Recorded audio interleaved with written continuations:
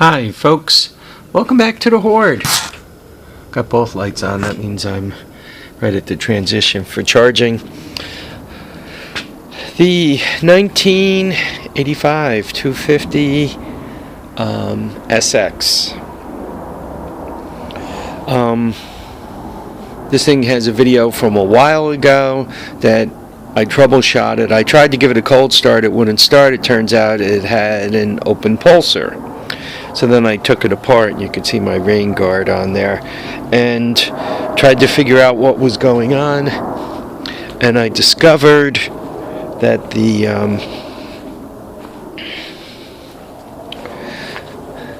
pulser was installed with connectors. And you see the way this wire is here, it's got that cloth sheath on it, right? And you see how the wires further downstream do not have the cloth sheath on it. Turns out this was an OEM install. So it had those rubber things on there. I'm going to make sure they're not floating around and they don't get into the case.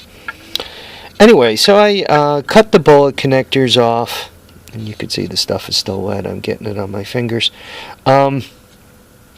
I cut the bullet connectors off and put the wires together and gave them a good twist and hit them with the old soldering iron here. Cleaned them up before I tried to solder them. To be honest, the soldering, I probably got some solder on there, but the solder job wasn't great.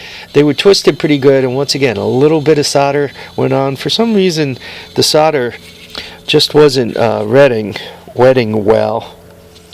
And this gun has plenty of heat. It's an old timer. You can see the solder's an old timer too, the resin core stuff. This is an old Weller.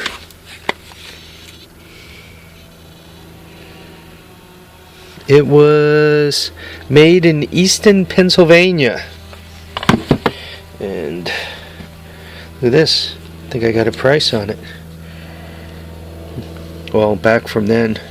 Anyhow. So, I soldered the wires up, and you can see this is shrink wrap. I'm going to shrink that around there. I was very careful to make sure I left as much wire as I could, so that they don't come up short when I go to reinstall this thing back where it belongs. And yeah, you guys can see it's sticking. When this thing goes back where it's belong, and there's a little metal thing that covers it. I also wanted to make sure that the wires were individually covered. It's interesting, the pulser has two wires on it here, and until they come out of the harness and one of them goes to ground, it is not grounded. I've seen these with a little push clip on them. Typically they're external. They're not in the oil bath. The whole connector in the oil bath thing, not a good idea.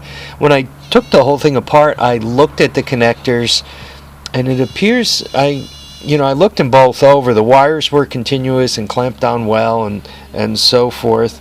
I think just from time being in the oil bath, the bullet connectors, the bullet slag connects, actually just oxidized from perhaps the acid in the oil or whatever. So you guys could see I got plenty of shrink wrap. I'm gonna get plenty of this liquid tape stuff. I got this at Harbor Freight, 10 or 20% off coupon. It was like, I don't know, I think it's like $12 with the coupon. It was, or $11, $11.99 or $10.99. Yeah, with the coupon it was just under $10 out the door, so it must have been like $10.99. Hopefully this stuff doesn't dissolve in the oil, Though I do have, I am going to have the shrink wrap over it. And I'm being particularly careful with the pulse side, so to speak, of the generator, the blue and yellow wire. So yeah, I'm working on this repair. To be honest, guys, I really can't figure out any better way of sealing these up. It's kind of the boots and suspenders way. I'm going to cover them up the best I can, obviously with this liquid tape. And then they're going to be over individual sleeves. I mean, they're bound together as tightly as I could. I also, after winding them, I kind of left the wire, right, it's stranded wire, I kind of left it feathered so I could get solder into it. But once again, it seemed, I got a little solder in there. The joints did not wet the way I like solder joints to wet. So I guess that's my commentary. If I have any more trouble with this opening up, I'll take it apart and obviously just replace the pulser, and hopefully the pulser comes with wires that are continuous all the way out. You know what, tomorrow I won't let this video run too long. Tomorrow I'll show you guys the kind of stuff you should be looking at, what to expect, the kind of fail you have, particularly on this stator and this stator flywheel combination. So while I have the side cover off, I'm probably not only going to put it back on its wheels, but I'm going to over tilt it. So any material in there runs out.